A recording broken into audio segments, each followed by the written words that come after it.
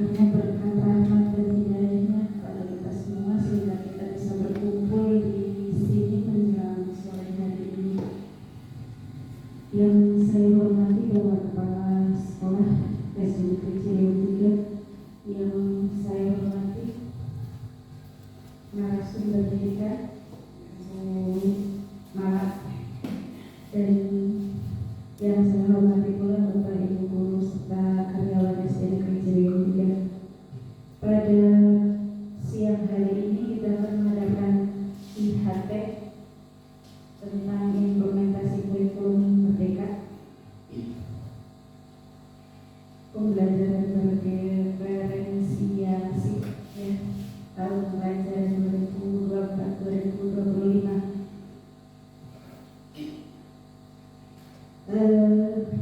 Marilah kita buka acara pada siang hari ini dengan bacaan basmalah bersama. Bismillahirrahmanirrahim. Untuk ke acara pertama, sambutan dari Kepala Sekolah. Kepada beliau Bapak Kepala Sekolah kami persilahkan.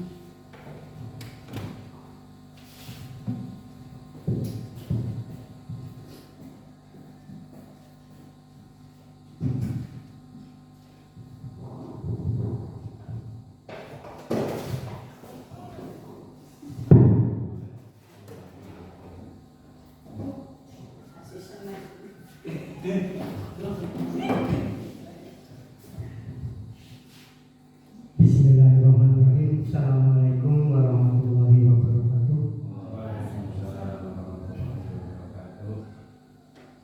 Yang kami hormati ada narasumber kita Umara dari SD Negeri Cidamulya 01, Bapak dan Ibu guru SD Negeri Ciriwung 3 yang saya hormati.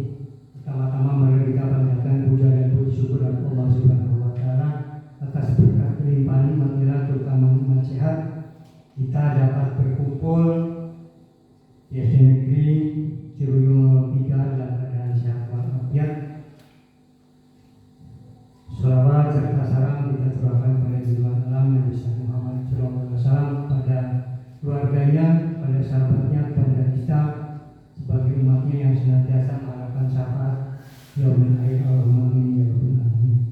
Bapak dan Ibu yang saya hormati, mengganggu kesibukan Bapak dan Ibu menjelang sore hari ini ada kegiatan yaitu untuk acara IHT. Kami mohon maaf kepada Bu Kemala untuk acara kita pada sore hari ini. Kami minta untuk dapat mengimbaskan ilmunya yang telah didapat dari pembatik, dari sekolah penggerak dan dari guru penggerak, sehingga kami akan mendapatkan imbasnya. Sementara ini kita di SD Negeri Ciriwung 3 ini belum ada yang lolos jadi guru penggerak. Ini ada beberapa yang sudah mendaftar tapi belum beruntung, dan semoga kita jangan bosan-bosannya untuk tetap mendaftar. Sementara ini kita masih berada di zona nyaman, masih nyantai. Ini biar kedepannya atas bantuan dari Ibu Kemala, biar teman-teman kita ini ikut untuk semangat dengan kurikulum Merdeka yang selama ini kita dituntut untuk bisa memerdekakan dalam pembelajaran. Selama ini kita masih zona nyaman, yaitu masih zona yang seperti dulu, belum sibuk seperti teman-teman yang lain, terutama ini sebagai guru penggerak. Dan kami mohon kepada teman-teman, guru penggerak itu adalah prospek masa depan yang lebih cerah, terutama pada teman-teman yang sudah lolos. Harapan kedepannya adalah kepala sekolah yang sudah menunggu dan pengawas. Ini job yang pertama. Dan untuk guru P3K ini jangan patah hati dan patah semangat, karena insya Allah setelah perubahan kepemerintahan mudah-mudahan nasib apa yang diperjuangkan sebagai PNS mudah-mudahan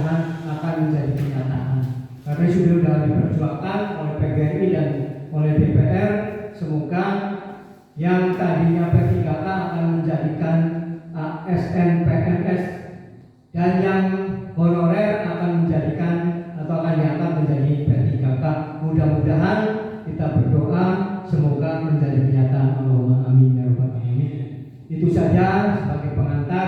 Kami mohon kepada Bu Kemahan, berilah kami motivasi biar dapat mengikuti teman-teman yang sudah terlebih dahulu menerima atau mendapatkan ilmunya dari guru penggerak, pembatik, dan sekolah penggerak. Itu saja, kurang lebihnya mohon maaf. Bila taufiq wal hidayah. Wassalamualaikum warahmatullahi wabarakatuh.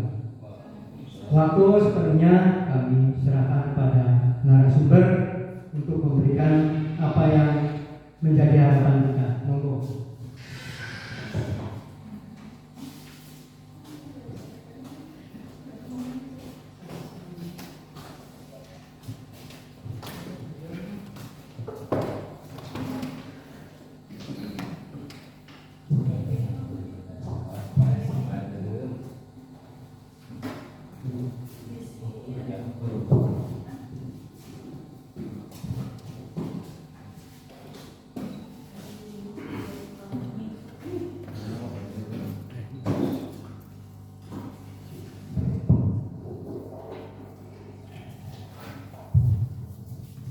Assalamualaikum warahmatullahi wabarakatuh.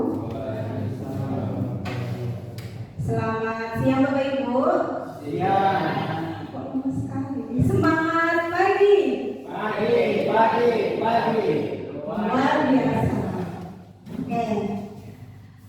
Alhamdulillah pada hari ini saya diberi kesempatan untuk bisa bertemu dengan Bapak Ibu SD Negeri Ciliwung 03 yang saya hormati, Kepala SD Negeri Ciliwung 3 Pak Islam, serta Bapak Ibu Guru SD Negeri Ciliwung 3. Sebelumnya izinkan saya perkenalan, gak usah ya, karena ya saya Kepala Penau kami, saya mengajar di SD Negeri Sidamulia 01 Pucuk.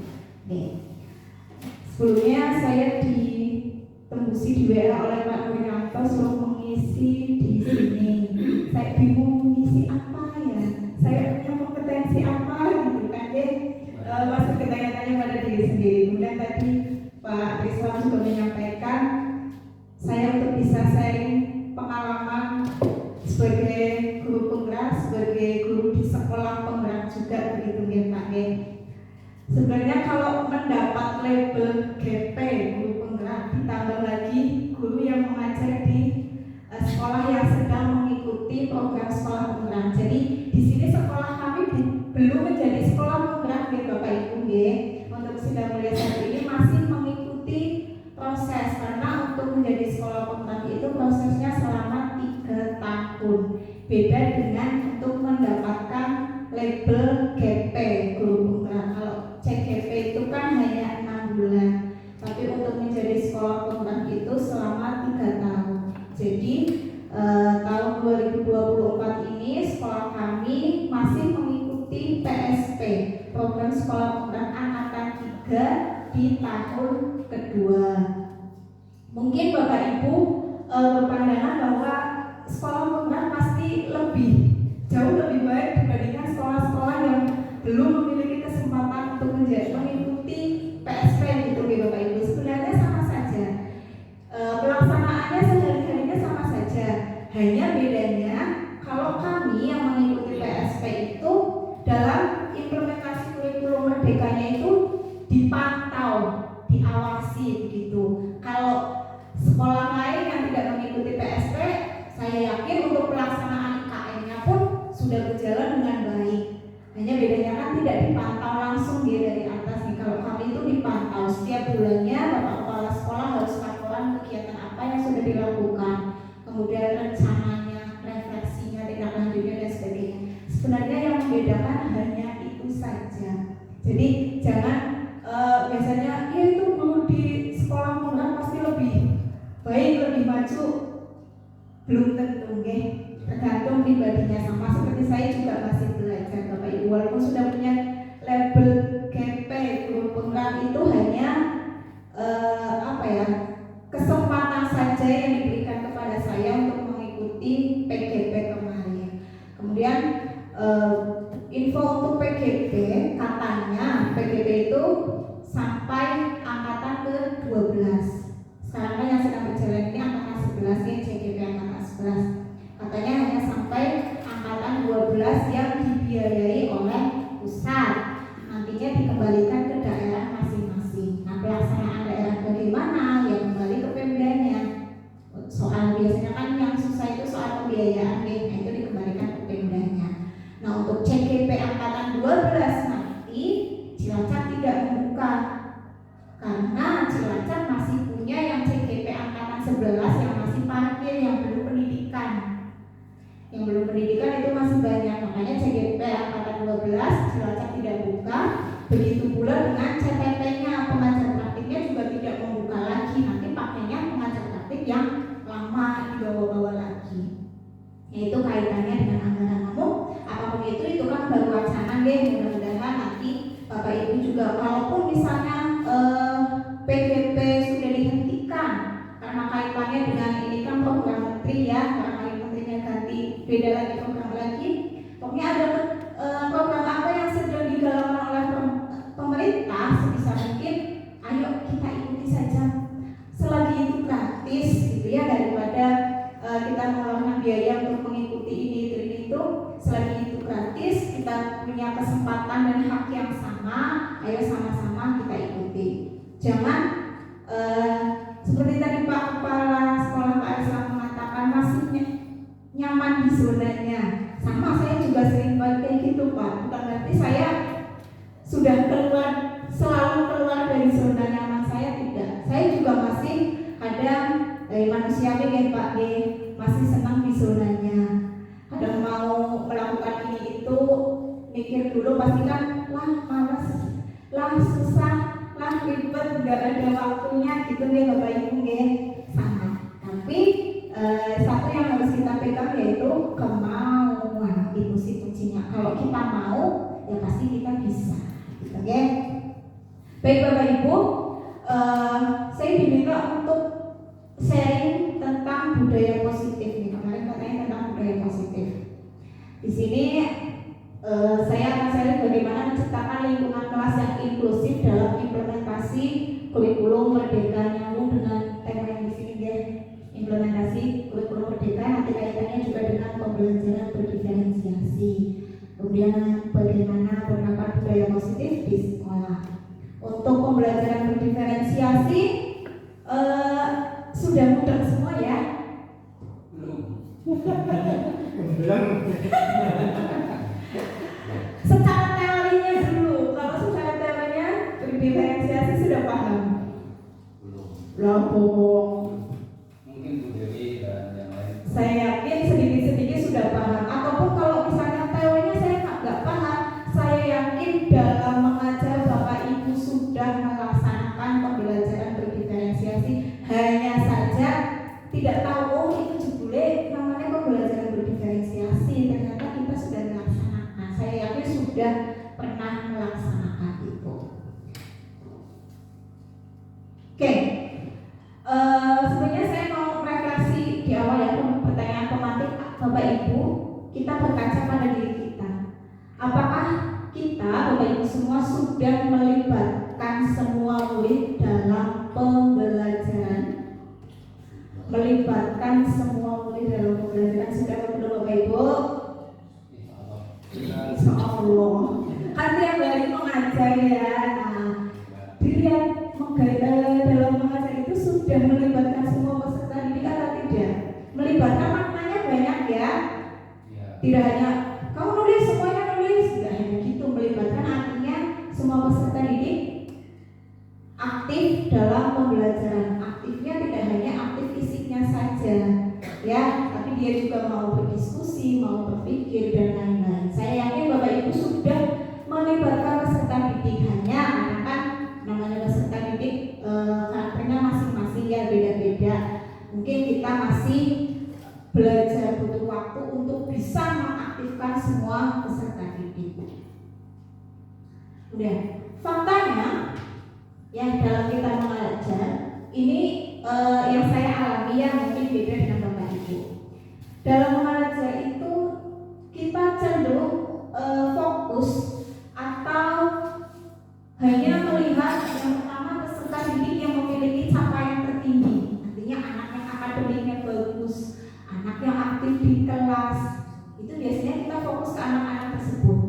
Kita mau melaksanakan pembelajaran, mau merencanakan pembelajaran, kita melihatnya anak ini mampu nggak ya? Kita biasanya fokus ke anak tersebut. Kemudian anak yang dengan capaian terendah, bocah sing ora mudengan, bocah sing diomongi angel, biasanya fokusnya ke situ ya. Kemudian kita juga berpusat pada peserta didik yang dominan, yang biasanya di kelas itu dominan. Kemudian kita kurang memberi kesempatan kepada murid yang tidak dominan. Artinya di sini biasanya kita hanya fokus ke anak yang atas, anak yang bawah, yang tengah-tengah biasanya diabaikan. Ya, kurang mendapat perhatian. Nah itu. Nah sebenarnya di sini saya ada survei bawa HP atau nggak usah? Atau ini aja lisan aja. Di sini saya melakukan survei antara pendidikan pendidikan informatif dengan pendidikan transformatif. Pendidikan informatif dengan pendidikan transformatif.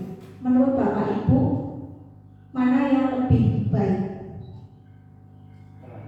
Informatif dan pendidikan transformatif. Mana yang lebih baik? Pendidikan mana? Jangan takut berpendapat Bapak Ibu. Nggak takut berpendapat di mana muridnya ini? Ibu-ibunya ini halo ibu.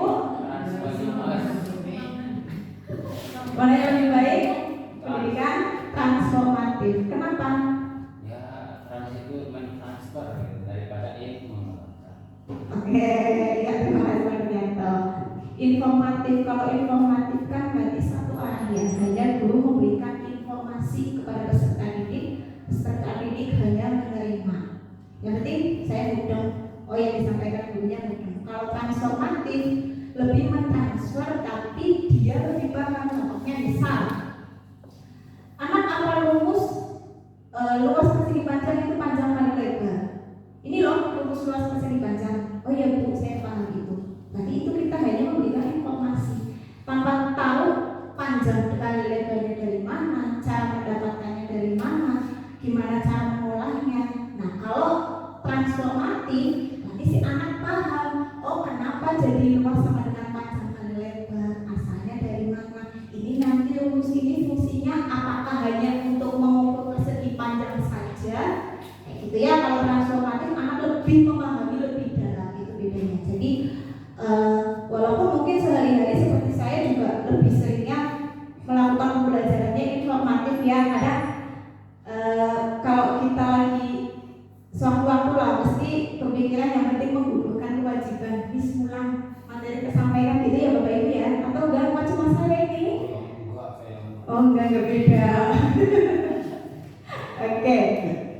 Nah untuk melakukan pembelajaran atau pendidikan transformatif kita bisa melaksanakan pendidikan inklusif. Pasti kata-kata inklusif ini tidak asing bagi Bapak Ibu ya. Pendidikan inklusif tidak asing yang berbeda ya. Masya tidak. Pendidikan inklusif itu apa Bapak Ibu? Dulu waktu sekolah kuliah PGSD kan pasti ada kan? Masa sih pembelajaran inklusif pembelajaran ABK ya, anak berkebutuhan khusus. Kalau selama ini kan kita mengenalnya pembelajaran inklusif, sekolah inklusif. Nah kalau sekolah inklusif nggak asing ya? Asing juga ya.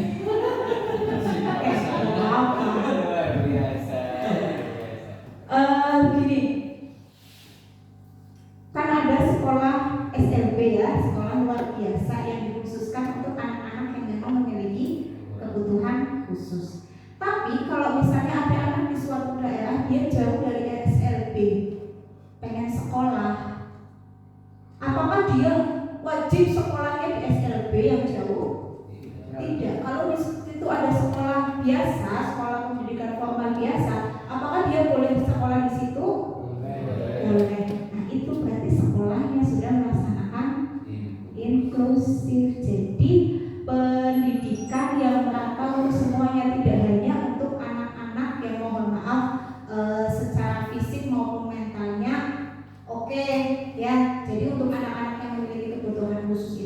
bisa ditampung, bisa diterima untuk memperoleh pendidikan di situ. Itu pengertian pendidikan inklusif dulu.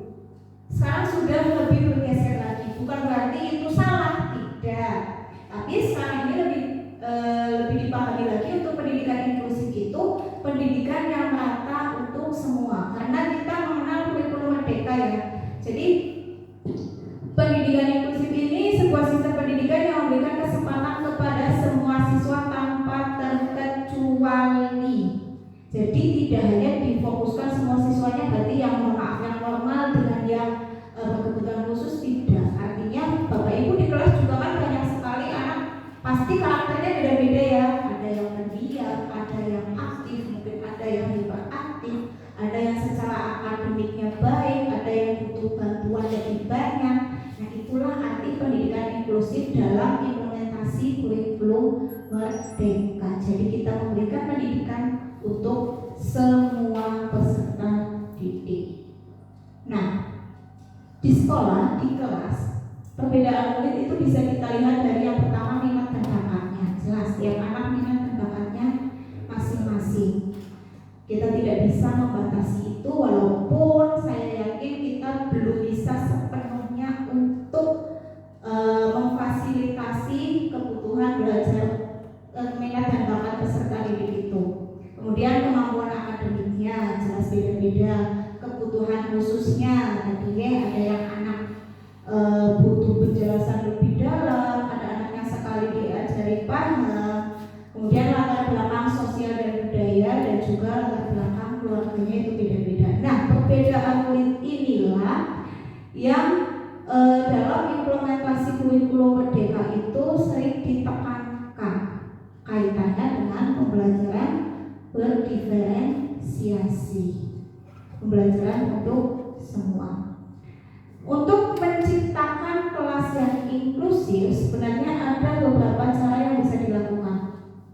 Yang pertama yaitu kaitannya dengan budaya positif. Kalau kita berbicara budaya positif itu kan luas sekali ya Bapak Ibu ya. Jadi di sini saya ambil satu, yaitu membuat kesepakatan kelas dan keyakinan kelas. Sudahkah Bapak Ibu membuatnya? Sudah. Yang lain? Sudah juga. Oke, apakah kesepakatan kelas dengan keyakinan kelas itu sama? Beda. Bedanya apa Pak? Bedanya apa Pak? Bedanya tulisannya ya. Mirip tapi beda ya. Kemudian kita juga menciptakan kelas yang inklusif dengan melakukan pembelajaran berdiferensiasi. Oke, supaya nggak tenang, supaya nggak ngantuk, kita speaking dulu ya Bapak Ibu ya. Ngantuk? Ini kita mau sampai jam berapa Pak? Sampai jam 6. Sampai jam 6. Jangan ngomong saya bawa bocah kelas. Sampai jam berapa Pak? Pak Bari belum nak jam berapa? Suwe kapan jam? Iya sampai jam berapa? Mau sampai jam berapa? Oke, saya manut. Bapak Ibu supaya nggak ngantuk, supaya pikirannya lebih fresh ya, saya punya speaking kita untuk merangkai kata atau membuat kalimat. Oke ya, nanti secara berurutan merangkai kata untuk membuat kalimat. Satu kalimat terdiri dari 3 kata. Misalkan dimulai dari saya. Misalkan saya bilang saya sedang makan. Kata terakhirnya makan. Kemudian bisa dilanjut ke sedikit. Mulai dari makan. Misal makan ayam goreng. Ya, ini nggak harus subjek, predikat, objek enggak ya. Yang penting kalimatnya logis saja. Nah nanti goreng, nanti maksudnya melanjutkan goreng apa dan seterusnya sampai selesai. Bisa ya Bapak Ibu ya. Ini untuk melatih kecepatan berpikir kita supaya nggak ngantuk. Oke siap? Siap man. Luas.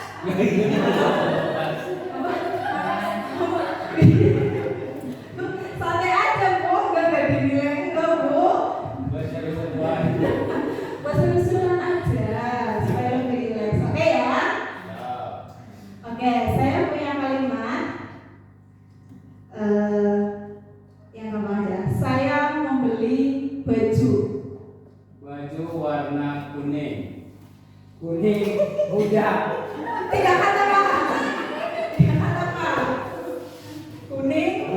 juga beli.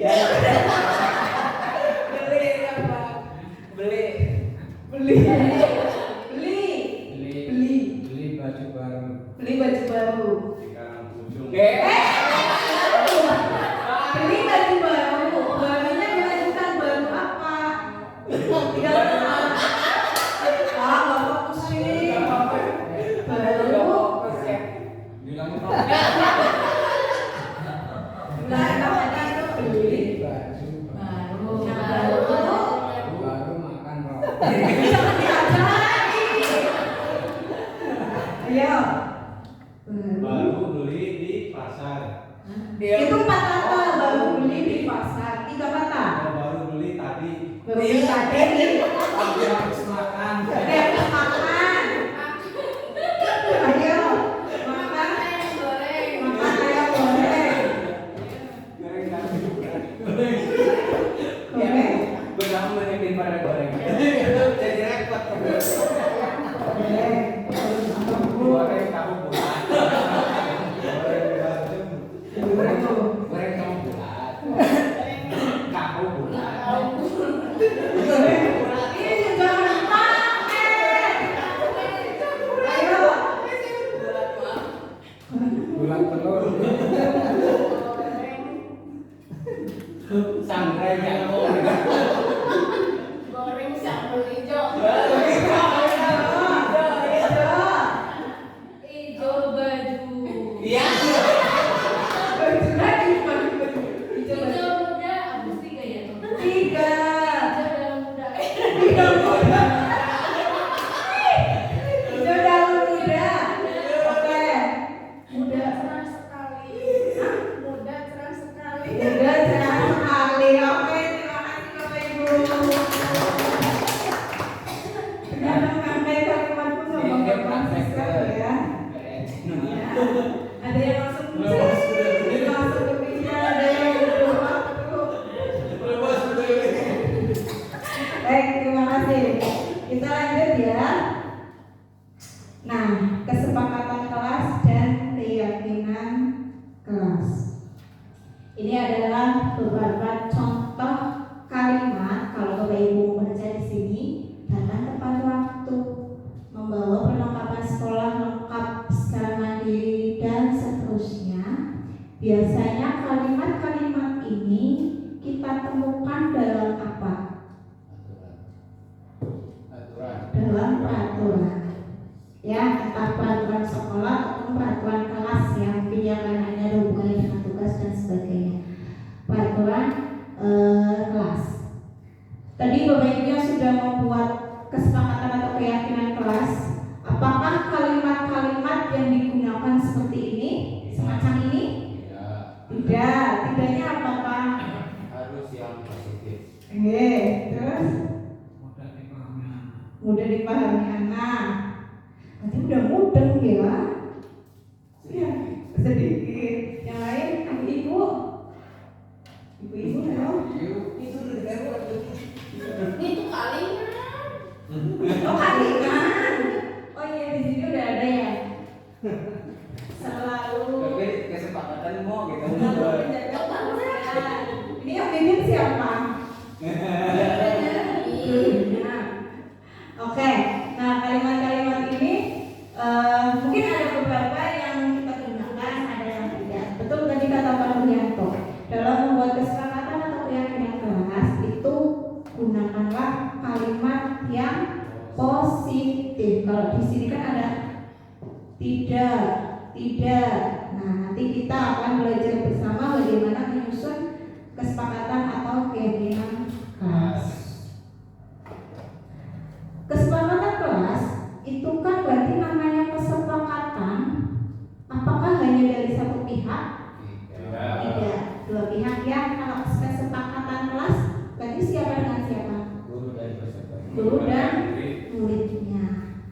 Apakah selama ini kita dalam membuat tulisan-tulisan yang ditempel ini berdasarkan kesepakatan dengan peserta didik? Iya dong. Iya.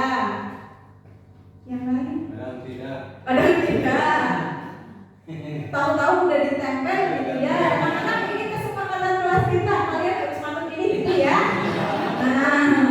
judulnya kesepakatan kelas, tapi muridnya saya nggak pernah merasa bikin kayak gitu, Bu, Pak, gitu. Berarti apakah itu bisa dinamakan kesepakatan kelas? Kesepakatan guru gitu. Nah, itu namanya peraturan kelas, karena yang membuat hanya satu pihak tanpa melibatkan peserta didik. Nah, yang namanya kesepakatan kelas itu berarti yang membuat harus dua belah pihak.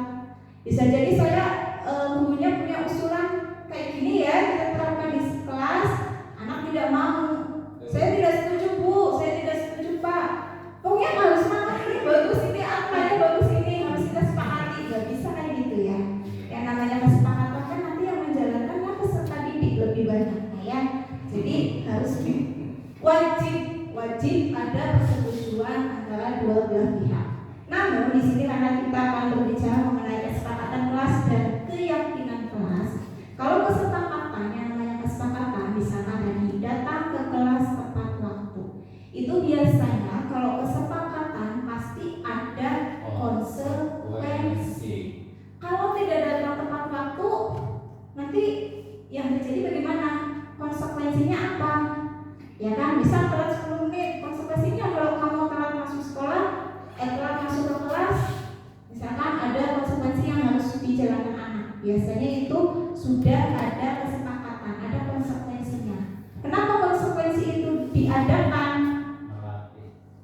Melatih. Nah, melatih anak supaya dia mau menjalankan kesepakatan kelas itu. Apakah kalaupun kesepakatan kelas itu sudah dibuat antara guru dan peserta didik, anak itu kemudian mau untuk menjalankan kesepakatan tersebut? Belum tentu, betul, belum tentu. Kenapa? Karena kebiasaan. Kemudian kadang apalagi yang namanya anak SD kan masih sok ikut-ikutan ya. Oh ya, saya setuju, Bu, itu saya setuju. Padahal dia nggak tahu maksudnya. Yang penting ada kesepakatan ada namanya kontrak bersama. Oke, ini kesepakatan kelas. Kadang anak tetap menjalankannya setengah-setengah.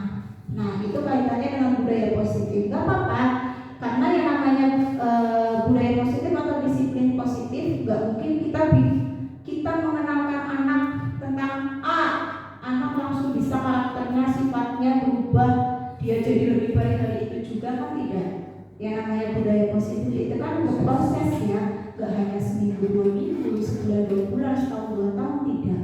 Mungkin selama di SD kita sudah mencoba membentuk anak menjadi karakter yang lebih baik, tapi dia masih ajak, gak berubah. Gak masalah, bukan berarti kita gagal, tidak. Siapa tahu nanti kalau SMP, biasanya kan gitu ya, di SD anaknya lucu banget, nanti di SMP jebule beda. Nah ya, nanti di SMA beda lagi. Nah itu karena yang namanya kebiasaan yang baik, budaya positif itu berproses. Anak biasanya gak inget hari itu, tapi beberapa tahun ke depan dia ingat, oh ya dulu Pak Guru saya pernah ngajari, pernah ngasih tahu soal ini. Kesepakatan kelas versus keyakinan kelas. Tadi ya, kesepakatan kelas itu sepakatan atau perjanjian yang dibuat bersama dua belah pihak antara guru dan peserta didik. Nah, sedangkan keyakinan kelas itu lebih kepada nilai atau prinsip yang diyakini atau dianut bersama. Kalau keyakinan kelas berarti di kelas tersebut. Bisa jadi keyakinan kelas 1 dengan keyakinan kelas 2 berbeda. Yang namanya keyakinan, apa yang kita yakini itu kan beda-beda ya. Menurut si A ini benar, belum tentu menurut si B itu benar juga. Nah, itu namanya keyakinan. Kita akan pahami di sini kan perbedaannya. Kalau kesepakatan kelas itu fokus pada aturan dan perilaku yang diharapkan di kelas. Di kelas misalnya kita mengharapkan apa? Menghormati teman ketika sedang berpendapat. Nah, kita mengharapkan anak bisa seperti itu kesepakatan kelas. Sedangkan keyakinan kelas itu fokus pada nilai dan prinsip yang ingin diwujudkan dalam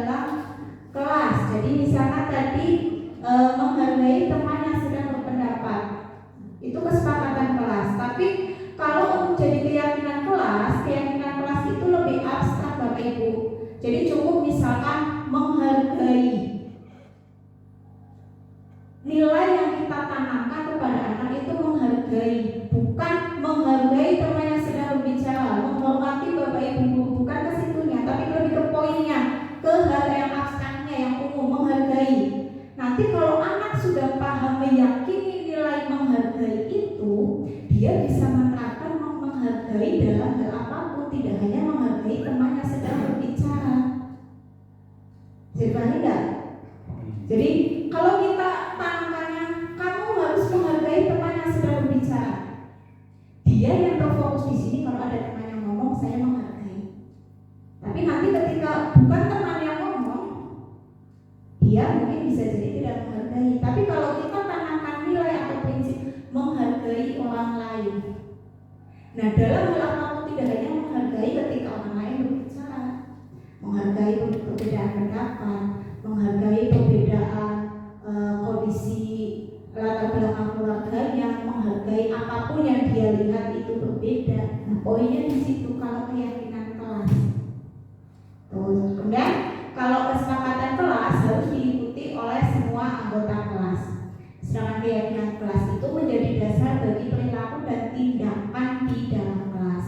Kesepakatan kelas dibuat bersama-sama antara guru dan siswa melalui diskusi dan negosiasi. Sedangkan keyakinan kelas dibentuk melalui proses yang lebih organik dan berkelanjutan. Nanti kita lihat contohnya supaya lebih paham. Kemudian kesepakatan kelas tujuannya untuk menciptakan lingkungan kelas yang tertib, kondusif, dan produktif. Sedangkan keyakinan kelas tujuannya membangun komunitas belajar yang lebih positif dan berorientasi pada nilai. Jadi poin yang ditekankan pada keyakinan kelas adalah prinsip atau nilai yang diyakini. Jadi nilai-nilai tersebut berupa nilai-nilai kebajikan universal yang dimanapun dia berada, dimanapun dia berhadapan dengan siapapun, nilai itu bisa diterapkan. Gitu. Coba di sini ada beberapa pernyataan. Kita coba pahami ya Bapak Ibu ya. Kalau ada pernyataan datang ke kelas tepat waktu, ini kesepakatan atau keyakinan kelas? Kesepakatan kelas. Kemudian waktu adalah hal yang berharga dan harus dimanfaatkan. Ini keyakinan. Kenapa bukan kesepakatan? Bukan di atas, sudah kesepakatan dari bawahnya keyakinan. Kenapa? Yang kedua ini nilai berharga. Nah nilainya kalau di atas kan sama-sama mengenai waktu ini ya, dua kalimat ini sama-sama mengenai waktu. Tapi yang di atas itu kan lebih fokus ke datang ke kelas tepat waktu. Hanya disiplin waktunya datang ke kelas. Kalau di bawah kalimat yang kedua, waktu adalah hal yang berharga. Jadi dia memegang prinsipnya waktu itu berharga. Jadi menghargai waktunya tidak hanya datang ke kelas saja, gitu ya. Misalkan kumpulan tepat waktu, gitu ya. Karena kita kalau kumpulan sering telat ya Bapak Ibu, berarti itu nilainya belum tertanam di sini. Lah, kamar gasi-gasi ke mulainya ku awan yang mengamati awan kan gitu ya. Kalau saya biasanya, nah berarti nilai itu belum tertanam di sini. Gitu. Udah yang ketiga, kerjasama adalah kunci keberhasilan. Di sini. Kerjasama adalah kunci keberhasilan. Ini keyakinan atau kesepakatan? Keyakinan, yakin? Yakin. Oke. Yang bawah, bekerja sama dalam kelompok. Kesepakatan. Sudah lebih paham ya? Bisa dipahami ya bedanya ya? Semua siswa wajib membawa peralatan sekolah. Kesepakatan. Kesiapan adalah kunci kesuksesan. Keyakinan. Bisa memahami? Saya kalau keyakinan itu lebih abstrak. Jadi nilai itu bisa dijalankan atau bisa diterapkan dalam hal apapun. Kayak misalnya itu kesiapan kunci kesuksesan. Jadi dalam apapun harus siap. Tidak hanya siap membawa peralatan sekolah, siap dalam apapun. Itu poinnya. Nah, kesepakatan kelas itu lebih ketika akan menjalankan kesepakatan kelas itu adanya motivasi eksternal atau motivasi dari luar. Jadi ya kalau saya nggak menjalankan kesepakatan ini nanti ada konsekuensi yang harus saya terima atau bahkan mungkin ada hukuman yang saya dapatkan. Nah itu karena adanya motivasi eksternal, dia menghindari adanya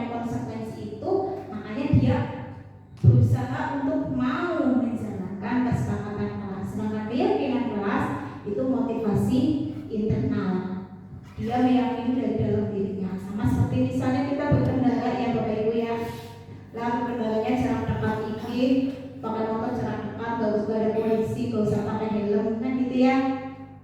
Biasanya ya. Kenapa? Karena kita belum meyakini bahwa helm ini untuk keselamatan diri kita. Gitu. Kalau kita sudah meyakini helm ini merupakan keselamatan untuk diri kita, kita mau jarak jauh, mau jarak dekat ya pasti pakai helm. Tergantung keyakinannya kan.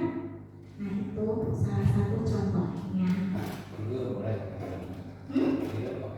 Ya enggak. Bisa tidak pakai helm sih gimana? Ya cedok-cedokan ya. Oke, sekarang cara membuat keyakinan kelas. Yang penting yakin dulu. Nah, di sekolah itu kan pasti ada namanya peraturan sekolah ya. Ada peraturan sekolah yang dibuat oleh pihak sekolah. Kemudian dari peraturan sekolah itu biasanya kita turunkan menjadi peraturan kelas. Dari peraturan kelas itu kita ambil mana yang kita sepakati, poin-poin mana yang kita sepakati. Misalkan ada peraturan sekolah ada 20 poin. Di kelas kita di kelas 4 misalnya, kita mau ambil poin-poin mana yang kita sepakati yang kita bisa terapkan di kelas kita. Kemudian setelah kita sepakati itu, nah kita mencatat ya masukan-masukan setiap murid mengenai kesepakatan tadi. Setelah itu tadi yang seperti Pak Nuryanto sampaikan, dalam membuat keyakinan kelas itu ubahlah kalimat-kalimat negatif menjadi kalimat positif. Jangan membuang sampah sembarangan. Buanglah sampah pada tempatnya. Jadi yang tertanam di anak itu kalimat-kalimat positif gitu. Biasanya karena kalau anak jangan, tidak boleh, itu malah dilakukan. Ya kan malah dia penasaran kok gak boleh itu kenapa ya? Tidak boleh memanjat pagar sekolah. Kenapa gak boleh ya? Malah melakukan biasanya kayak gitu. Nah, setelah mengganti kalimat negatif menjadi kalimat positif, kita ajak anak menemukan nilai kebajikan atau keyakinan yang dituju. Jadi yang sudah saya lakukan ya, misalnya kita kesepakati apa yang dari peraturan ini, kita sepakati apa saja poinnya. Misalkan tadi yang sudah saya terapkan,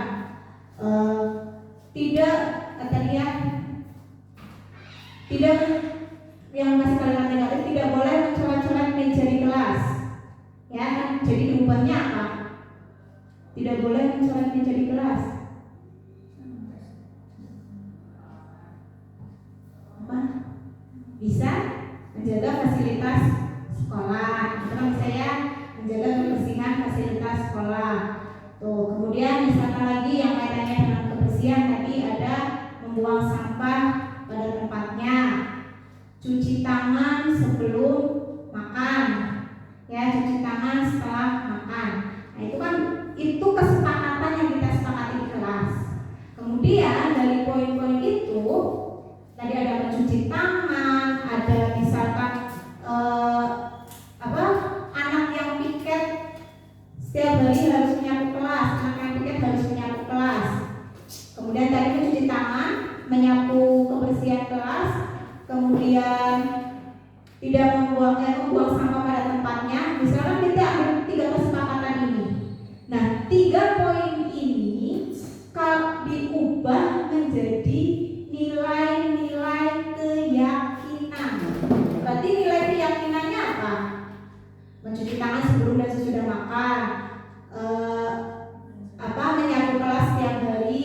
Kemudian tadi ada membuang sampah pada tempatnya. Berarti nilainya nilai apa? Nilai kebersihan. Nah, itulah yang ditulis. Kebersihan. Kalau saya terapkan di kelas saya seperti itu, kebersihan. Nah, nilai kebersihan itu nanti anak bisa terapkan di hal apapun. Oh, jadi saya harus menjaga kebersihan dimanapun. Anak jadi tahu kebersihan badan, kebersihan tempat duduknya, kebersihan kebersihan mejanya, kebersihan kelasnya. Nah itu. Jadi kalau kebersihan itu kan lebih abstrak ya. Kebersihan dalam hal apa sih? Anak bisa menjabarkan sendiri.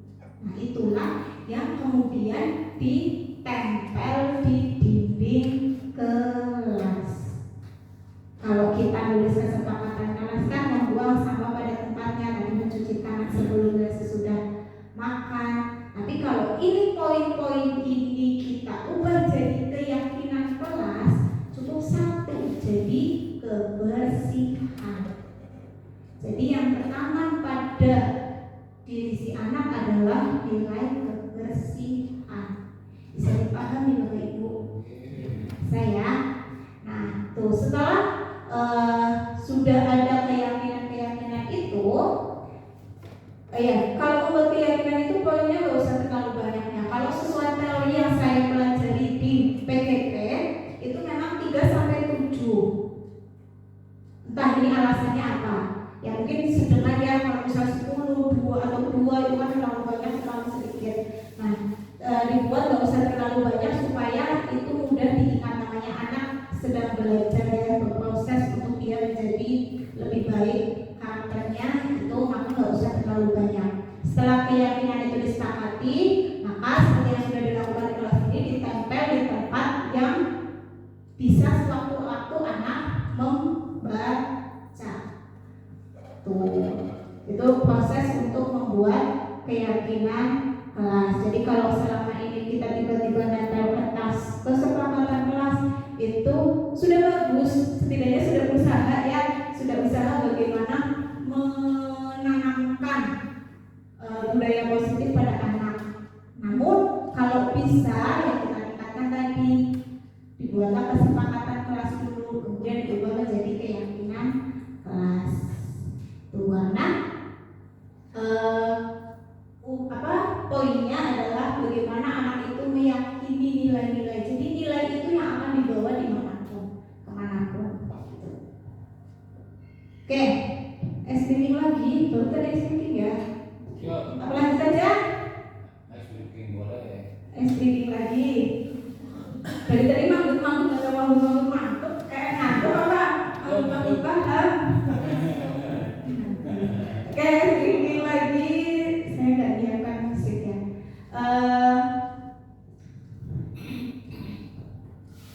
Oke, berdiri Bapak Ibu ya. Berdiri boleh ke tempat yang lebih nyaman ya. Boleh maju, boleh ke samping. Maju aja, maju. Oke, boleh jadi berhadapan-hadapan ya. Ada yang sebelah sini dan sebelah sini. Sini aja sebelah sini. Terus ada yang sebelah sini, ini berapa orang? Ibu-ibu sebelah sini, bapak-bapak sebelah sini. Biar ada depan. Menurut saya itu ya, jadi ngomong.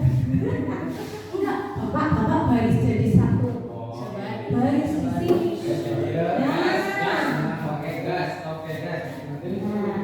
Sini Pak Rusko. Bari jangan di sini, cuma di belakangnya aja sini.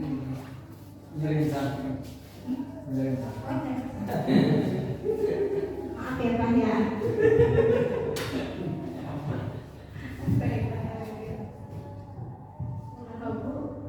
Kurang satu ya, nggak apa-apa. SPP-nya yang gampang aja ya, yang gampang yang susah. Seneng. Oke, mungkin ini sudah pernah Bapak Ibu lakukan di kelas masing-masing. Kita main benar salah. Ya? Sudah pernah ya? Oh, belum. Biasanya SPP-nya apa Pak? Goyang pinguin ya? Tepuk. Oke. Ini kuncinya benar salah. Ingat ya, pertama benar, kedua salah. Jadi kalau saya bilang maju, kalau Bapak Ibu benar salah Bu, benar Bu, benar dulu. Benar salah. Kalau saya bilang maju, maju. Kan tadi pertama benar ya, dan yang kedua salah. Nah kalau saya bilang maju lagi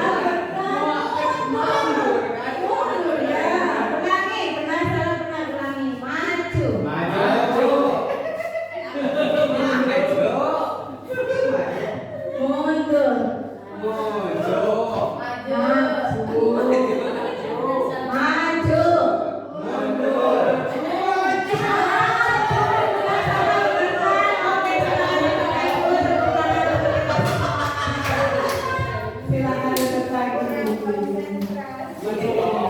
di kelas 1 juga bisa diterapkan Bapak Ibu ya.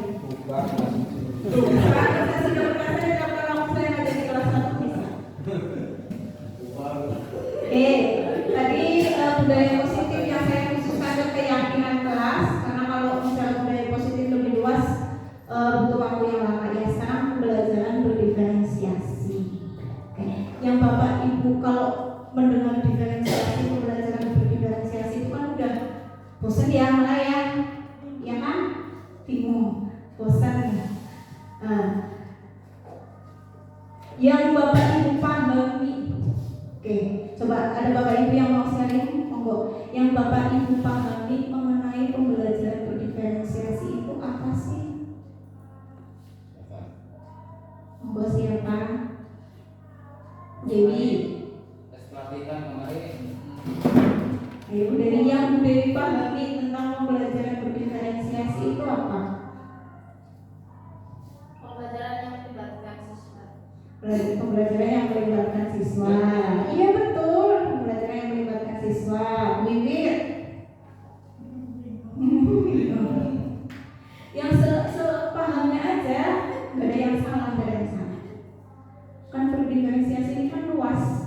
Yang Bibit pahami dari melibatkan siswa dalam pembelajaran. Terus apa lagi?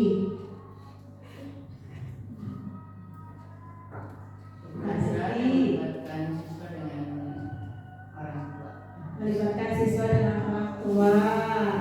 Berarti orang tuanya itu belajar di kelas gitu. Oh di mana? Oh di rumah. Oke, pasti. Yang pasti pembelajaran gimana guru memahami kebutuhan siswa. Guru memahami kebutuhan siswa. Bagus. Pak Rusko. Yang semuanya aktif, siswa itu aktif Siswa aktif dalam kegiatan pembelajaran. Terus Pak siapa ya? Pak Toto. Pak Toto iya. Baru ketemu soalnya Pak Toto. Guru sebagai fasilitator. Guru sebagai fasilitator. Pak Bari. Memberi keleluasaan kepada anak. Memberi keleluasaan pada anak didik. Oke. Anak Islam seru. Yang terakhir udah habis ya. Anak Islam. Bisa masalah.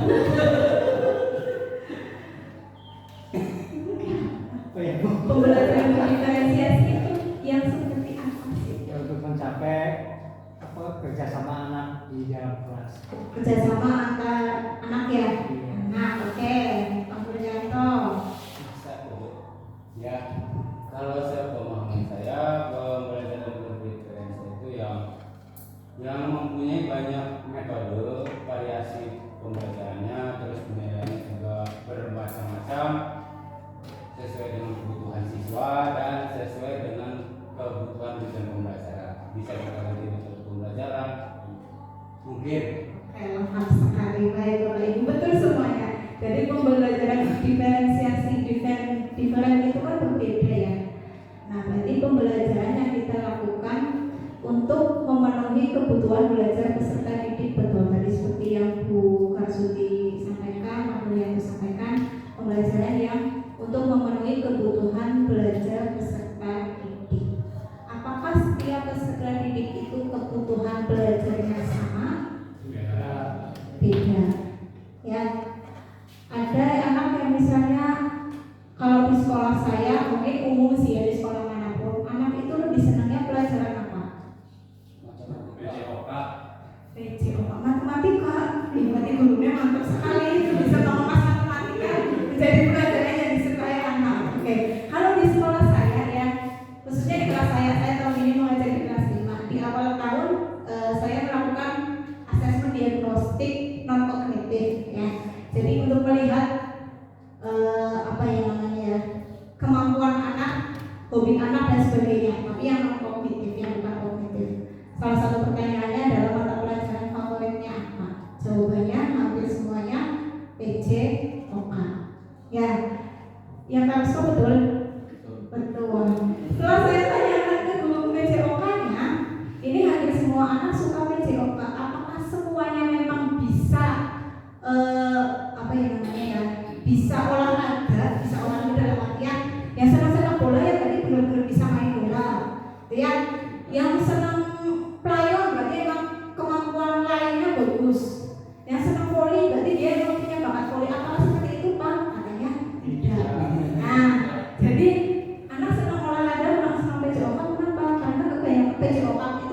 lebih seringnya di luar kelas ya, dibandingkan kita sebagai guru kelas kan lebih seringnya di dalam kelas.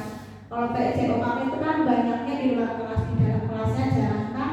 Nah, anak lebih senang belajar di luar kelas, lebih senang pelajaran yang akan dolane gitu kan, tanpa walaupun dia sebenarnya nggak bisa olahraga. Ada seperti guru olahraga saya sampaikan, dia untuk nendang bola aja nggak bisa sebenarnya, tapi dia senang belajar olahraga, main bola itu main bola, sebenarnya dia nggak bisa nendang bola pun dia nggak bisa gitu. Jadi kalau saya menyimpulkan di kelas saya, dia senang olahraga karena itu seringnya pelajarannya di luar kelas, di lapangan, di tempat yang terbuka, dia bisa berekspresi, dia bisa melakukan apapun tanpa kalau di kelas kan duduk baik main sidik ngomong duduk gak usah jalan-jalan kayak gitu ya Bu Dewi ya. Nah itu anak jadi gak bebas. Nah di pembelajaran berdiferensiasi ini kita betul tadi Bapak sampaikan guru sebagai fasilitator, memfasilitasi sebisa mungkin kita berusaha memfasilitasi kamu maunya apa, butuhnya apa. Bukan berarti misalnya satu kelas 20 anak kita penuhi kebutuhannya satu-satu setiap hari, tidak begitu ya. Tidak begitu yang dimaksud pembelajaran berdiferensiasi, bukan. Nah, kebutuhan belajar tadi disampaikan oleh Bu Basuki memenuhi kebutuhan belajar anak. Kebutuhan belajar ini ada 3 poin. Yang pertama adalah kesiapan belajar, kemudian profil peserta didik, dan minat belajar peserta didik. Kesiapan belajarnya yaitu kemampuan kognitifnya atau akademisnya dan pengetahuan awal anak mengenai materi tertentu. Kemudian kesiapan belajarnya ada anak yang memiliki kemampuan tinggi, kemampuan sedang, dan kemampuan rendah. Jadi misalkan kita akan mengajarkan di matematika perkalian, anak yang sudah memiliki kesiapan untuk belajar perkalian, pasti dia penjumlahannya sudah bagus, sudah bisa, ya kan, karena perkalian itu kan konsepnya penjumlahan berulang. Kalau ini anak penjumlahannya paham konsep perkalian adalah penjumlahan berulang, dia untuk memahami perkalian tidak akan sulit. Nah itu yang namanya kesiapan belajar. Atau misalkan di bahasa Indonesia kita akan menjelaskan tentang teks deskriptif misalkan. Anak kemampuan awalnya apa? Dia sudah bisa membaca pemahaman atau belum? Itu kemampuan awal. Ya, jadi ada yang sudah paham, bisa memahami, literasinya bagus, dia sudah bisa memahami bacaan. Ada juga anak yang cuma sekedar bisa membaca tanpa tahu apa yang dibaca, itu kan? Nah, itu namanya kesiapan belajarnya. Kemudian profil belajarnya. Nah, ini yang saya yakin Bapak Ibu sudah sering dengar. Profil belajar itu meliputi apa sih? Itu gaya belajar anak. Ya, kalau didengar sebenarnya gaya belajar anak itu kan macam-macam. Di sini ditekankan ada 3 gaya belajar, ada visual, auditory, dan kinestetik. Kalau visual berarti anak lebih senang belajar dengan cara melihat, membaca, mengamati. Visual yang hubungannya dia dengan melihat. Kemudian auditory, dia akan lebih senang atau mudah untuk memahami materi pelajaran apabila dia mendengarkan, dijelaskan gurunya paham, atau dia mendengarkan video dia paham, itu auditory. Kinestetik, dia akan lebih bisa memahami materi pelajaran kalau dia melakukan, dia praktek. Nah, saya contohkan misalkan yang visual, dia misalnya dengan membaca dia bisa memahami apa materi itu. Ada kan anak yang cuma membaca tidak paham. Nah, itu berarti dia lebih ke visual, atau dia senang mengamati gambar, mengamati video, itu visual. Kemudian auditory, ada anak yang sudah baca berkali-kali nggak paham-paham kalau belum dijelaskan sama gurunya, itu bisa masuk ke auditory. Kinestetik, dia udah membaca misalkan tentang bagian-bagian bunga, dia udah lihat video, udah mendengarkan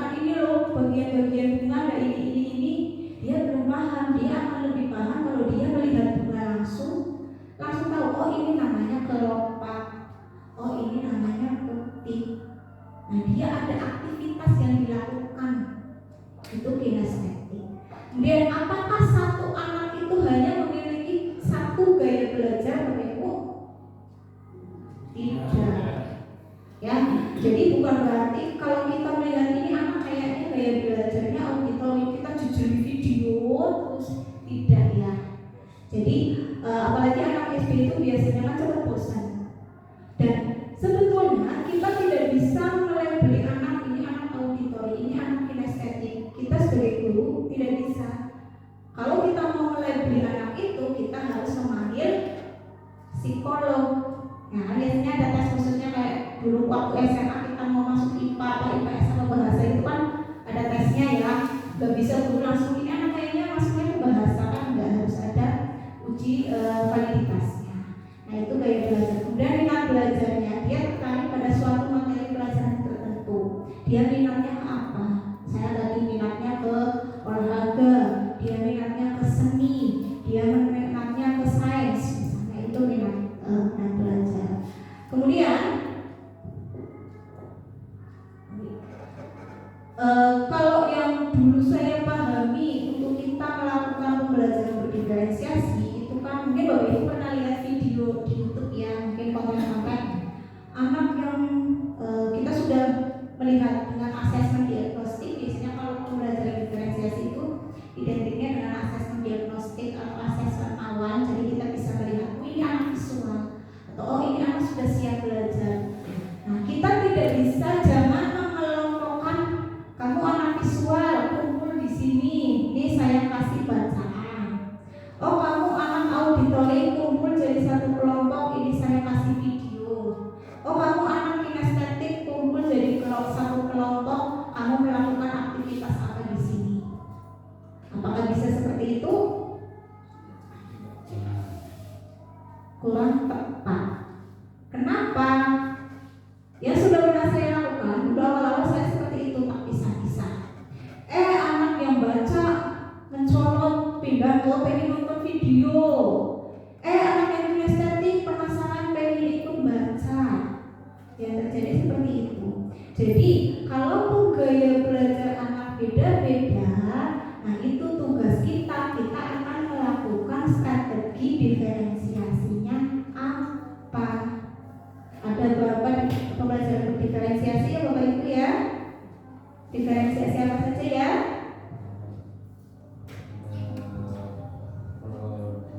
Ada diferensiasi konten, ada diferensiasi proses, dan ada diferensiasi produk. Nah, kalau diferensiasi konten, kontennya, materinya, bahan ajarnya yang kita variasikan, yang kita diferensiasi, berarti kita beda-bedakan kontennya. Jadi karena tadi ada 3 gaya belajar, jadi sekali kita mengajar, kita siap teks, kita siap video, misalkan ya, kemudian kita siap kegiatan yang anak bisa beraktivitas. Ini sudah mengakomodir 3 gaya belajar. Jadi semuanya itu bisa melakukan. Bisa dipahami? Jadi tidak kita menyiapkan dengan teks saja. Bisa. Nah itu nanti yang dia senangnya mendengarkan, dia senangnya beraktivitas akan jenuh. Kita kan sering melihat anak motivasi belajarnya rendah ya. Nah itu sebenarnya kesalahannya ada pada siapa? Ada pada gurunya. Misal anak tidak memiliki motivasi belajar, apakah itu masalah buat anak tersebut? Misalnya pelajaran matematika, dia ngantuk, dia tidak mau memperhatikan gurunya, pokoknya nggak ada semangatnya sama sekali, gurunya sudah menghubung berapi-api dan pulang, tapi dianya malas-malasan ogah-ogahan. Apakah itu masalah buat anak tersebut? Masalah buat anak tersebut? Kalau kelas tinggi Masalah. Kalau kelas bawah tidak ya? Kurang masalah. Ibu-ibu, ini ibu ngantuk banget kayaknya.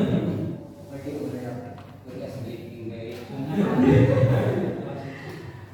Anak motivasi belajarnya kurang. Apakah itu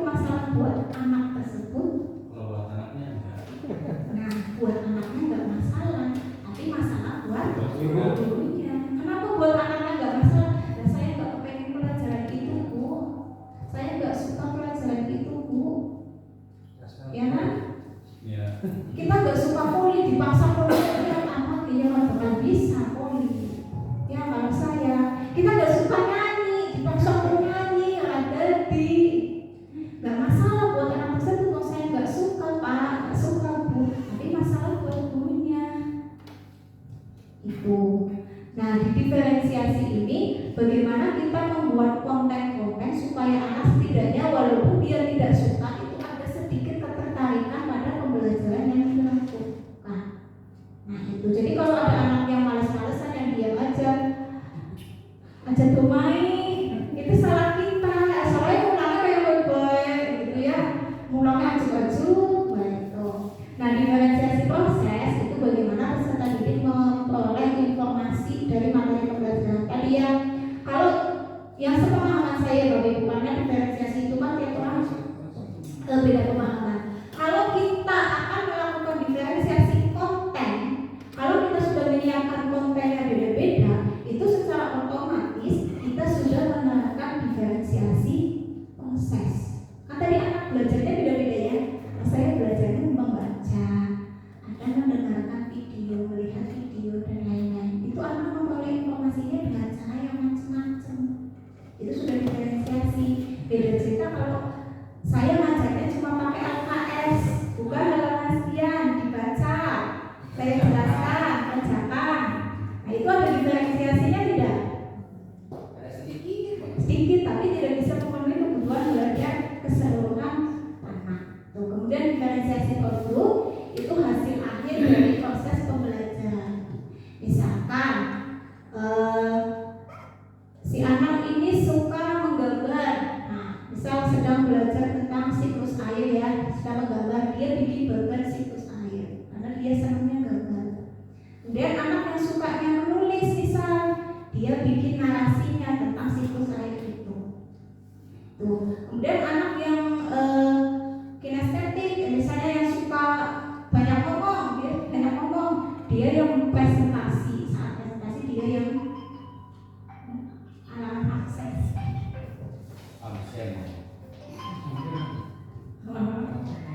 Nah, itu diferensiasi produk. Ada juga mungkin Bapak Ibu pernah mendengar ketika melakukan diferensiasi produk itu kita menyiapkan asesmennya dengan soal yang berbeda-beda.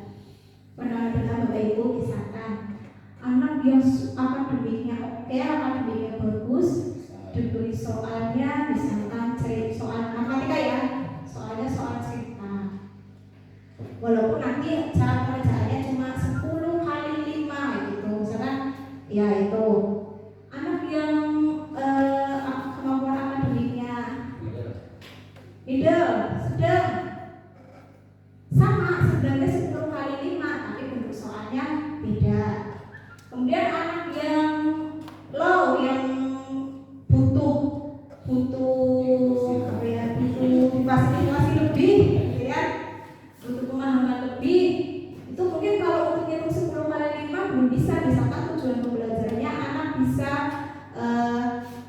bisa menghitung perkalian dengan hasil sampai 50, tapi dia belum bisa mencapai sampai 10 kali 5, dikasih soal 2 kali 3. Sebenarnya ini kan sama-sama perkalian, hanya bentuk angkanya atau model soalnya beda-beda.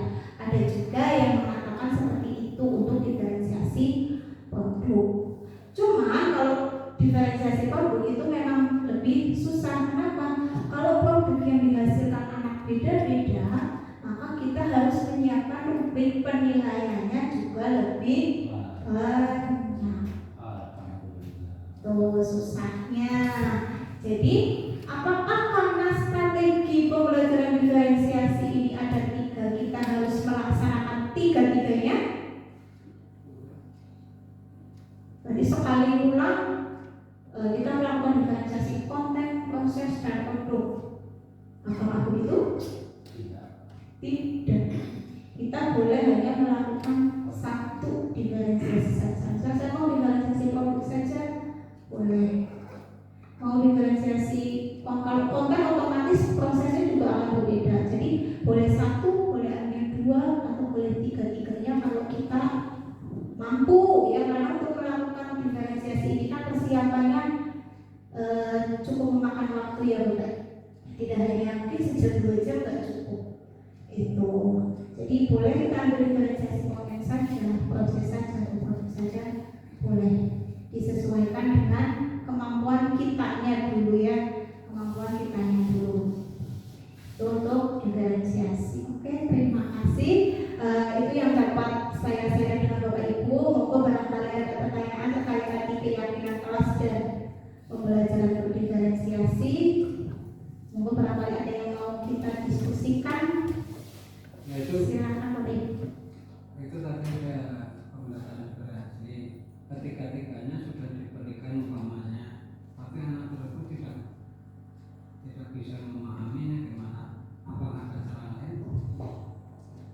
apabila kita sudah menerapkan 3 strategi ini ya Pak, diferensiasi konten, proses, dan problem. Tapi ternyata anak masih belum bisa memahami materinya, kayak gitu ya Pak.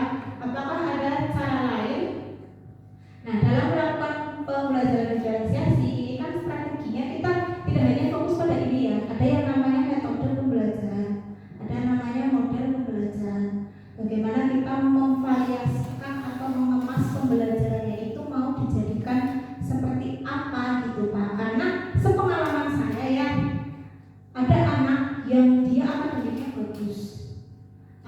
bagus, ketika hanya diberi bacaan dia langsung paham gitu ya. Ada anak yang akademiknya kurang gitu, menengah, dia diberikan bacaan, dijelaskan, dia masih belum paham. Tapi ketika dia beraktivitas dilakukan pembelajaran misalnya berkelompok dan lain sebagainya, itu dia paham.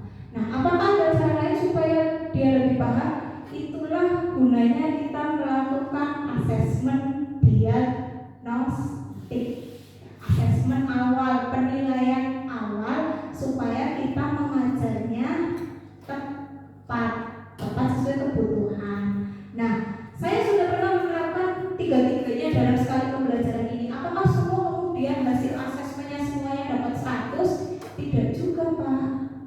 Mungkin saya sudah menyiapkan ini, tapi saya dalam pengemasan pembelajarannya masih belum bisa diterima anak.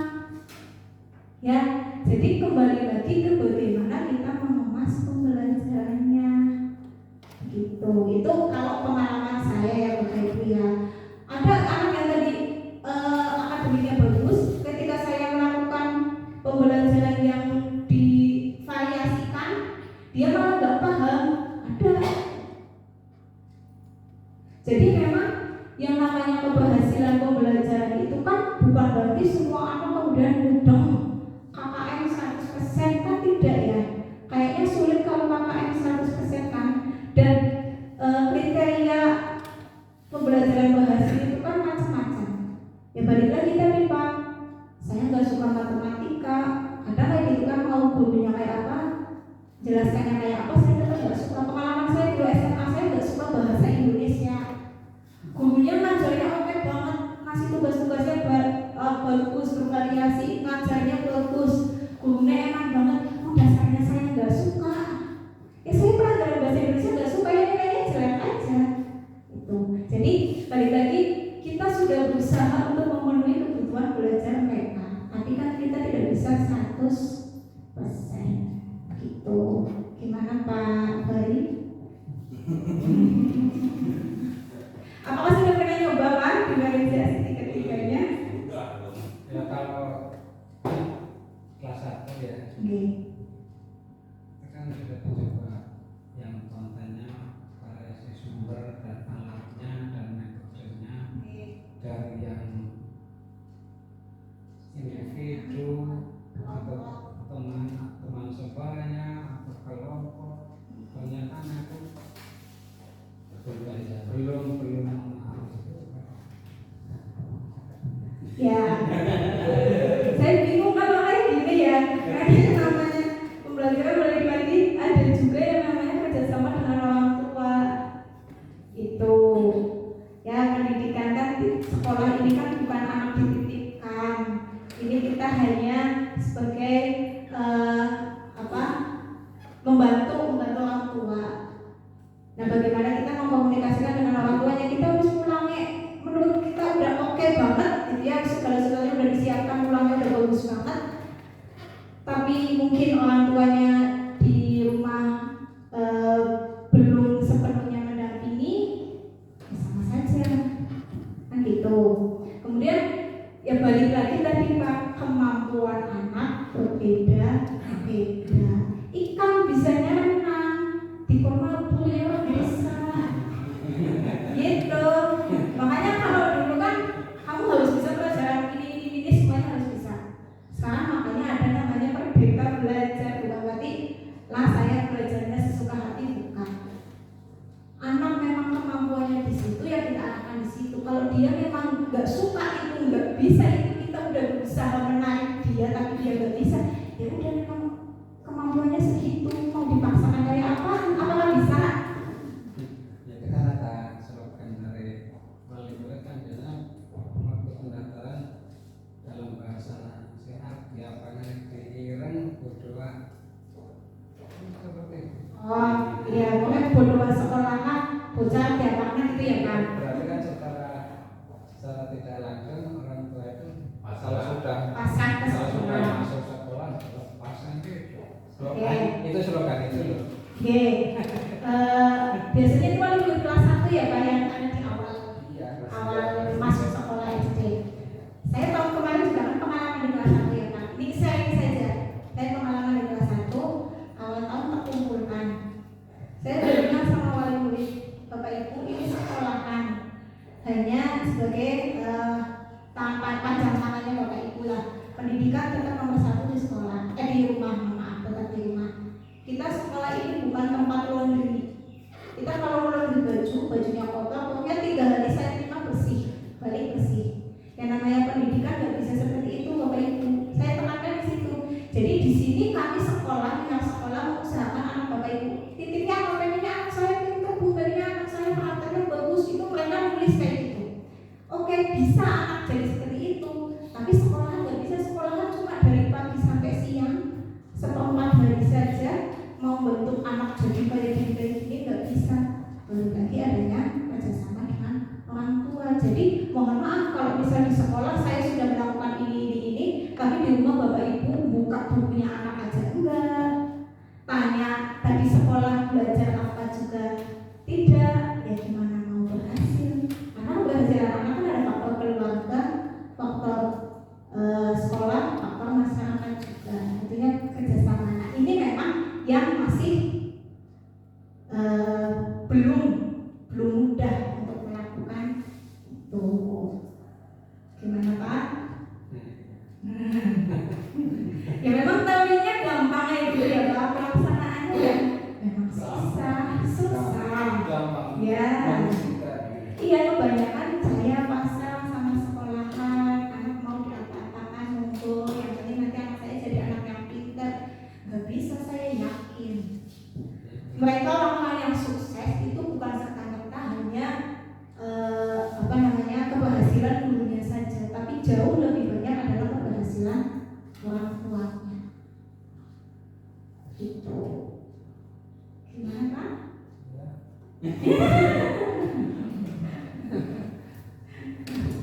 Ada dikerja kemana saja kalau seperti itu hanya itu aja.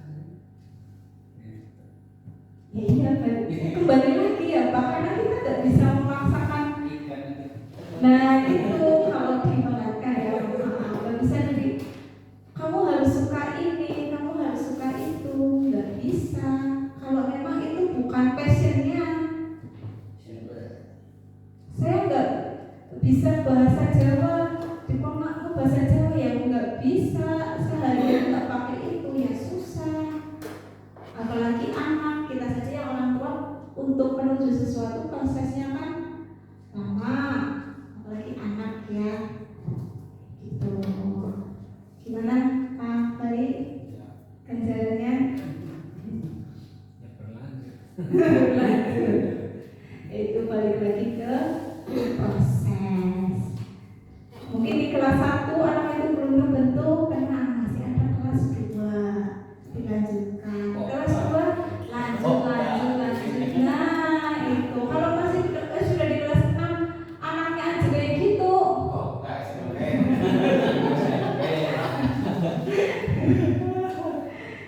Ya nggak mudah pelajaran kemampuan. Kalau kita kenal kalau boleh saya mengatakan IQ gitu ya, IQ orang tua nggak bisa nambah, nggak bisa turun ya Pak. Rata-rata segitu kalau mau diukur. Tapi anak itu bisa berhasil karena anak cerdas. Kalau kita pahami ada anak cerdas, ada anak pintar. Kalau anak cerdas ya memang sudah bawaan gennya seperti itu kan.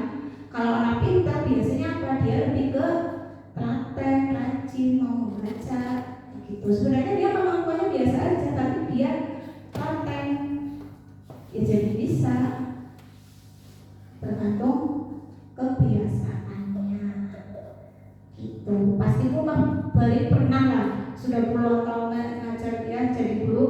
Anak ini tadinya biasa aja, kok bisa jadi bagus kemampuannya. Nah itu ada proses yang dialaminya. Di situ ada campur tangan guru dan orang tua, keluarga di rumah. Kuncinya adalah pendidikan itu bukan hanya tanggung jawab sekolah. Tuh, kalau sekolah dipasangin dari jam 1 sampai jam 7 sampai jam 1 bocah kon pinter, bocah kon karakternya bagus, kon bisa A B C D, ya susah.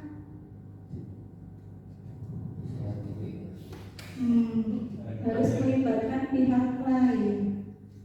Apalagi misal guru kelas 1 guru harus anak 1 kelas harus dibentuk ini. Kalau sendirian nggak bisa. Nah seperti kita bapak ibu di rumah ada anak mau dibentuk, anak lebih sering di rumah kan, mau dibentuk kayak apa kan kadang anak juga nggak sesuai dengan ekspektasi kita kan.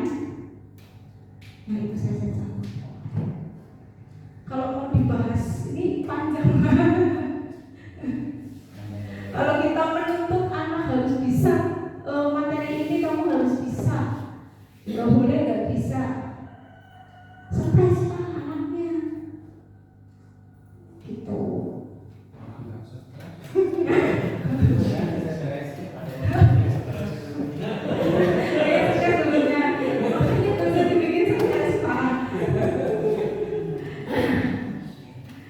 Dunia kita udah bagus bentuk anak untuk jadi lebih baik baik secara akademiknya maupun karakternya. Tapi kembali lagi itu nggak bisa serta-merta kita paksakan. Gimana baik yang lain? Udah mantap ya sampai. Ada yang nggak bisa, gimana? yang ngajarin nggak bisa baca bingung kelas 2. Oh ada yang nggak bisa baca kelas 2. Ya pertama lebih pengalaman ya. Kalau saya di kelas 1 cuma setahun bro. Kelas 1 cuma setahun, belum ada pengalaman apa-apa, belum ada penghasilan apapun. Pertama jauh lebih lama mengajar di kelas 2. Saya yakin teknik-teknik apapun sudah dilakukan, ya kan? Belum berhasil ya, belum, bukan tidak berhasil kan? Belum.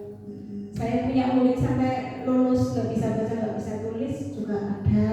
Di sini Ada, ya dulu di sini juga ada, nggak bisa baca, nggak bisa tulis, ada. Udah diupayakan pakai cara apapun, guru siapapun udah turun tangan. Ya mungkin memang butuh penanganan khusus mungkin, ya. diberi catatan berapa? Bisa baca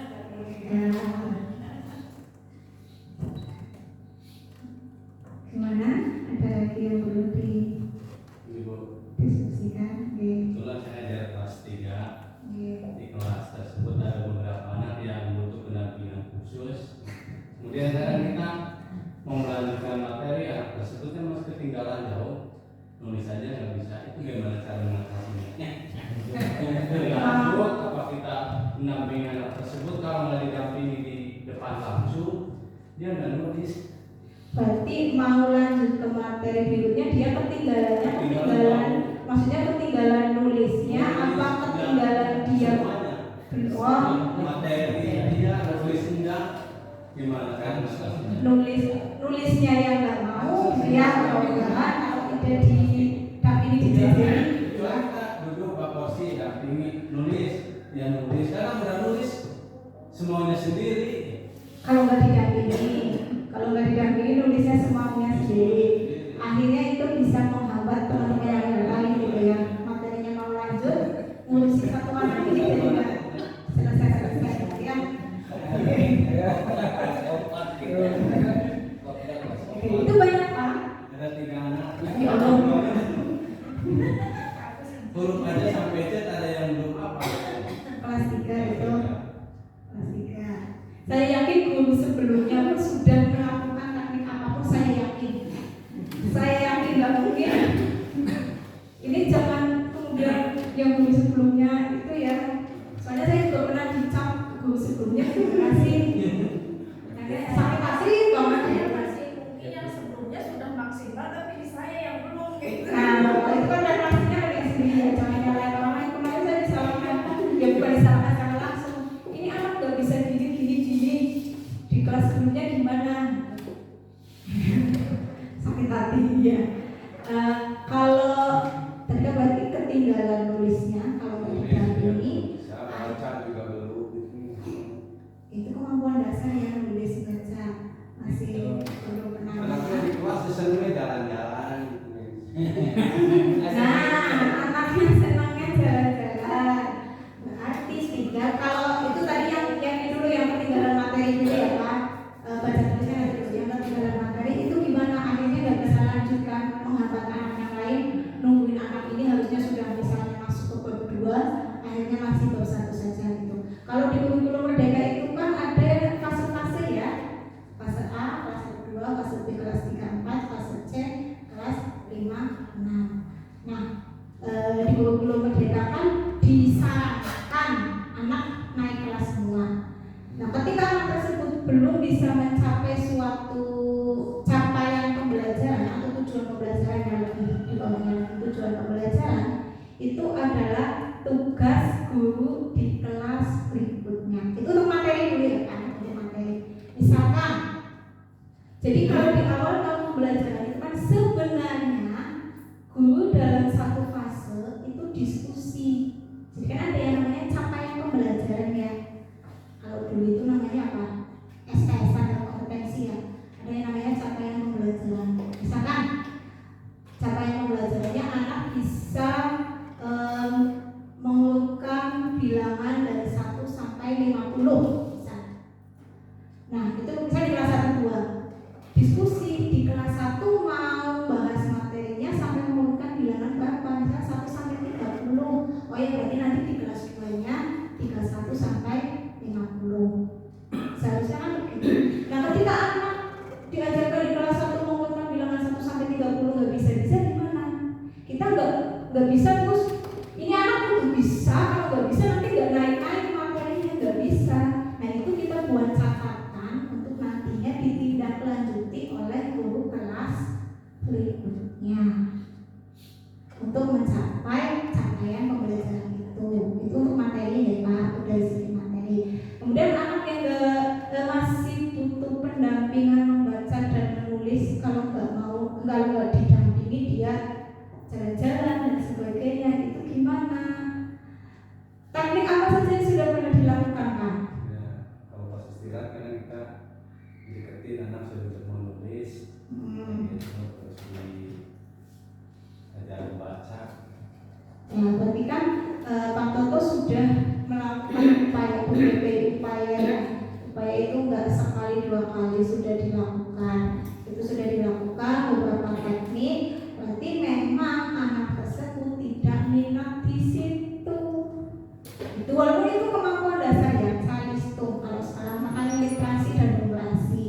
Nah ini anak harus bisa baca, ini anak harus bisa nulis. Nah kita sudah berupaya dengan cara didampingi, sudah. Tapi kalau mau didampingi terus-terusan nanti kita nggak medang gitu ya Pak ya. Kalau kita dampingi anak ini aja, nanti anak yang lain malah terabaikan gitu. Atau bisa juga Pak, barangkali ini Pak ya penasaran berdasarkan pengalaman teman yang lain kan ada yang sudah di atasnya ya. Nah bisa dengan tutor sebaya, sudah pernah pasti. Pernah, tapi malah temennya khusus sendiri. Oh temennya malah khusus sendiri. Oke. Atau bisa ditawarkan, ditanya, kamu mau nulis, kamu mau nulis saatnya apa? Kamu mau nulis kalau gimana? Mungkin bisa saya pengen ditemani si A, saya pengen dengan Pak Guru yang itu, siapa tahu ini loh ya Pak.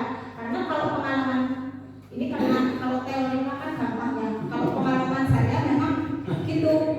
Kemarin di kelas 1 anak itu nulis susah. Ya nulis harus ditungguin. Tapi saya minta tolong sama temannya, dia mau ngawasi bilahnya. Kalau ditungguin sama temannya, dia bisa selesai, walaupun nggak secepat temennya gitu ya, karena ada proses. Nah, berarti dia maunya kayak gitu, mau ditemaninya pun milih, nggak mau sama si ini, maunya sama si itu gitu. Jadi gimana dia belajar yang dia sukai. Tuh, mungkin kita selama ini belum berhasil karena belum bisa menemukan yaitu dia maunya apa, dia butuhnya di apa gitu. Gimana? Butuhnya main-main. Nah, kalau butuhnya main-main itu di kelas saya juga, Pak. Kalau di awal tahun kalian mau belajarnya pengennya main gimana di kelas 5 loh ya. Pengennya yang banyak mainnya. Oke, saya mau belajar tagih buku dalam seminggu minimal 1 kali kita main. Jadi belajarnya memang dengan teknik permainan. Gimana kemasnya, yang penting mencapai tujuan pembelajaran, walaupun ya tidak 100% berhasil. Ada yang dengan teknik bermain dia mudeng, anak yang mau tadinya nggak mudeng malah mudeng kan. Ada yang tadinya mudeng malah nggak mudeng. Ada yang anggap ini lagi belajar, dia fokusnya hanya saya lagi main. Tadi belajar apa? Enggak belajar, saya cuma main. Ada.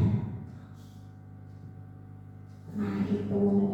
Jadi kita pembelajaran pun bisa dikemas dalam permainan. Apakah pasti berhasil? Tidak. Apakah pasti gagal? Tidak. Itu kita sudah memenuhi kebutuhan sebagian peserta didik maunya seperti itu. Tuh. Kalau dibikin mau cara apa lagi sih? Ngumpet iya. Kalau bisa nangis nangis gitu ya. Kalau bisa nangis nangis. Bisa kalau orang tuanya sudah pasrah, jangan ajak pasrah. Yang orang tuanya suruh sekolah berusaha sekuat mungkin sampai benar-benar bisa, ya susah. Kan biasanya anak-anak itu kalau disuruh teman sebaya kadang-kadang kan dia sudah merasa yang suruh itu kan sudah merasa pintar, bisa cek kan. Terus anaknya malah jadi korban, biasanya malah seperti model dibully atau gimana. Anak sekarang kan seperti itu. Kalau saya ngajari saya jadi bodoh, goblok. Itu yang mana yang diajari? Oh yang diajari. Kembali lagi ke budaya positif, penanaman nilai pada diri anak. Kamu kalau ada teman yang gini gimana? Ditanya seperti itu, apakah diejek? Tidak. Nah, ada yang namanya nanti segitiga restitusi dan sebagainya, maksudnya pendapat teorinya ya Pak, teorinya. Tapi ya itu memang bisa kita terapkan. Balik lagi itu kayak bullying dan lain-lain, itu kan bagaimana penerapan nilai-nilai keyakinan pada diri anak tersebut. Gimana melihat temannya yang begini, kamu sikapnya gimana? Melihat temannya yang begini, bagaimana perlakuanmu?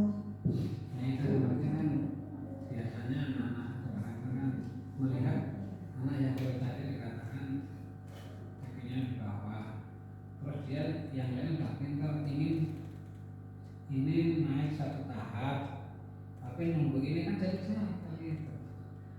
Yang cengkel yang ininya ya. Ya. Kita sudah melakukan beberapa cara pendekatan atau apalah, bisa dikatakan bosan lah pendekatan bagaimanapun gitu. Tapi tetap aja. Ya cuma mungkin ya salah satunya mungkin pembawaan, mungkin IQ-nya, mungkin akhirnya apa akhirnya. Nah, Bapak bertanya, Pak Bali juga yang menjawab. Ya kan? Pak Bali yang bertanya, Pak Bali juga yang menjawab. Ya memang itu. Kita terbentuk sudah punya apa tadi bawaan gennya ya. Kalau sesuai Ki Hajar Dewantoro kan dari tabula rasa, anak itu lahir bukan kertas putih kosong, tapi sudah ada coretannya. Coretan itu ya kemampuan ya kan. Tugas kita sebagai guru menebalkan coretan-coretan yang bagus atau karakter yang bagus dan menghapus perlahan-lahan coretan-coretan yang tidak bagus. Nah itu butuh proses. Balik lagi itu tadi kan Pak, ya anak udah diajari baca tulis pakai gaya apa,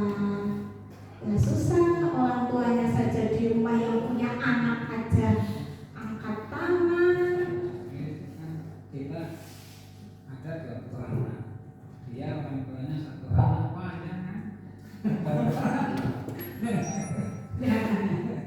Jadi bisa membandingkan gitu kan, saya sudah menghadapi 20 anak, ibu yang menghadapi satu anak aja nyerah angkat tangan. Bagaimana saya menghadapi 20 anak harus sesuai dengan ekspektasi ibu, kan kayak gitu kalau kasarannya ngomongnya.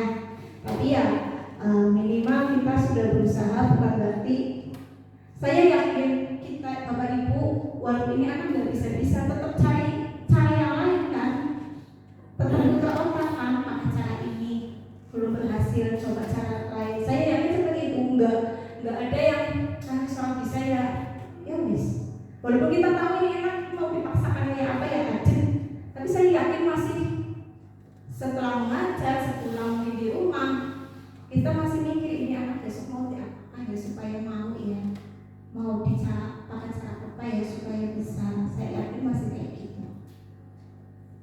Yang penting kita sudah usaha ya Pak, sudah usaha bagaimana kewajiban kita mendidik, mengajar, melatih anak yang tadinya nggak bisa jadi bisa, walaupun itu prosesnya tidak instan. Anak yang nggak bisa baca tulis kita sudah ajari baca tulis, tapi orang tua yang ajar pas sama sekolahan, kita nggak bisa mau memajukan sekolah, memajukan pendidikan, mencetak anak itu kita sendirian. Saya yakin Bapak Ibu setuju itu tidak akan mudah, sulit untuk dilakukan. Ada lagi yang perlu didiskusikan?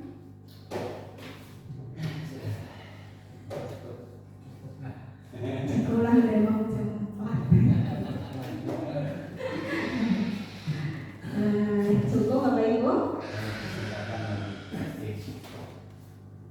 Oke, saya mengucapkan terima kasih atas partisipasi Bapak Ibu. Saya mohon maaf apabila dalam sharing, dalam penyampaian tadi ada hal-hal yang masih kurang atau perlu perbaikan dari saya. Saya mohon maaf yang sebesar-besarnya. Semoga masih bisa bertemu di lain kesempatan, di lain kegiatan atau pertemuan apapun. Saya akhiri. Wassalamualaikum warahmatullahi wabarakatuh.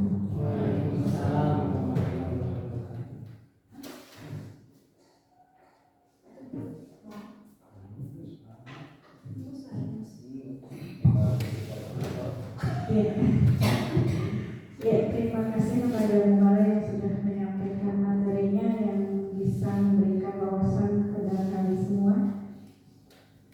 Untuk selanjutnya adalah penutup.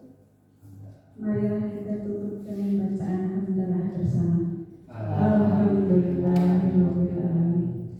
Terima kasih kepada semuanya. Mohon maaf atas segala kehilangan yang dilakukan oleh saya. Terima kasih. Wassalamualaikum.